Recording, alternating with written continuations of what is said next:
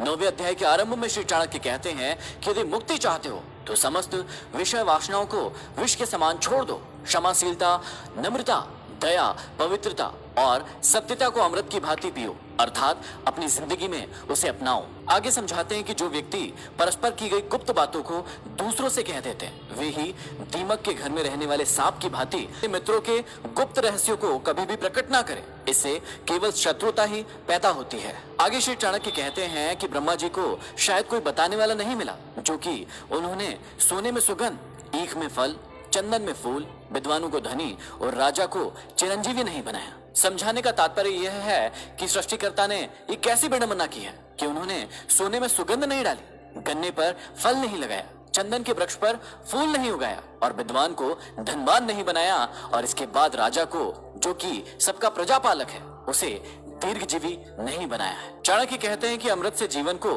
अमरता प्राप्त होती है, भोजन से शरीर को पुष्टि मिलती है, तृप्ति प्राप्त होती है और आंखों के बिना सारा संसार ही अंधकार में डूब जाता है और दिमाग के बिना तो चिंतन ही असंभव है। चाणक्य कहते हैं कि ना तो आकाश में कोई दूत गया, न इस संबंध में किसी से कोई बात हुई, न पहले किसी ने इसे बनाया और ना ही इसका प्रकरण सामने आया। तब भी आकाश में भ्रमण करने वाले चंद्र और सूर्य में ग्रहण के बारे में जो ब्रह्मांड पहले से ही जान लेता है, वह विद्वान क्यों नहीं है? वास्तव में वह विद्वान है जिसकी गणना से ग्रहों की चाल का सही पता लगाया जा रहा है। आगे चाणक्य ने बहुत ही अच्छी बात समझाई है कि विद्यार्थी, नौकर, पथिक, भूख से व्याकुल व्यक्ति, भय से त्रस्त भंडारी और द्वारपाल, इन सातों को यदि आप कभी सोता हुए देख ले तो तत्काल जगा दे, क्योंकि अपने समस्त कार्यों और कर्तव्यों का पालन ये जाग कर ही या फिर सचेत रहकर ही करते हैं। अर्थात विद्यार्थी यदि सोएगा तो पढ़ेगा कैसे? नौकर यदि सोएगा तो डाका पड़ सकता है, लूट सकता है। भंडार गृह का स्वामी और द्वारपाल यदि सोते रहेंगे तो चोरों को चोरी करने का अवसर मिल सकता है। अतः इन्हें सदैव सावधान रहना चाहिए। इसके बाद चाणक्य कहते हैं कि सांप, राजा, शेर, ततैया और बालक और दूसरे का कुत्ता तथा मूर्ख व्यक्ति, इन सातों को सोने से कभी नहीं जगाना चाहिए। इन्हें जगाने से हानि ही हो सकती है। आगे कहते हैं कि जो ब्राह्मण केवल धन के लिए अपनी विद्या को बेचते हैं, ऐसे ब्राह्मणों की विद्या उस सर जिसके मुख में विष की थैली ही नहीं है, अर्थात वे किसी को ना तो श्राप दे सकते हैं और ना ही वरदान। आगे समझाते हैं कि जिसके नाराज होने का डर नहीं है और प्रसन्न होने से कोई लाभ नहीं है, जिसके दंड देने या दया करने का सामर्थ्य ही नहीं है, वह नाराज होकर भी क्या कर सकता है? भयभीत उसी से हुआ जा सकता है जिसमें कुछ दंड देने की सामर्थ्य हो। जिसमें ऐसी सामर्थ्य नहीं है, हानि या लाभ देखकर ही कोई किसी से प्रभावित होता है। विषहीन सर्प को अपनी फन को फैलाकर फुफकार करनी चाहिए।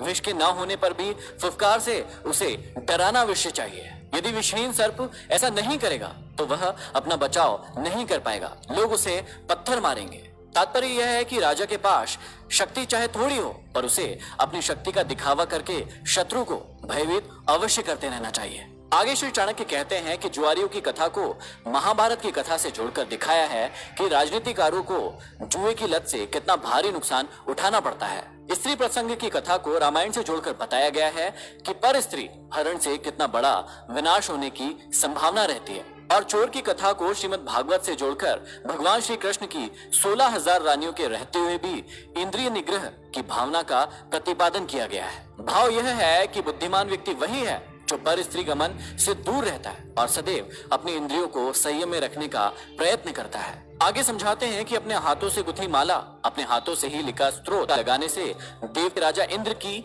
श्री। आगे समझाते हैं कि दरिद्रता के समय धैर्य रखना उत्तम है, मैले कपड़ों को साफ रखना उत्तम है, घटिया अन्न का बना गर्म भोजन भी अच्छा लगता है और कुरूप व्यक्ति के लिए अच्छे स्वभाव का होना श्रेष्ठ है। भाव यह है कि दरिद्रता में यदि धैर्य रखा जाए तो दुख नहीं होता। गरीब व्यक्ति धैर्य पूर्वक अपना समय गुजार लेता है। फटे पुराने मैले कपड़ों को यदि साफ सुथरा करके और उनको अच्छी प्रकार से सीकर पहना जाए तो वे भी अच्छे लगते हैं। ज्वार, बाजरा, जौ, मक्का, इनके जैसे अन्य की भी रोटी यदि गर्म करके बनाई जाए और खाई जाए तो वो स्वादिष्ट लगती है, और अच्छे शील स्वभाव का व्यक्ति यदि कुरूप भी हो अच्छा लगता है।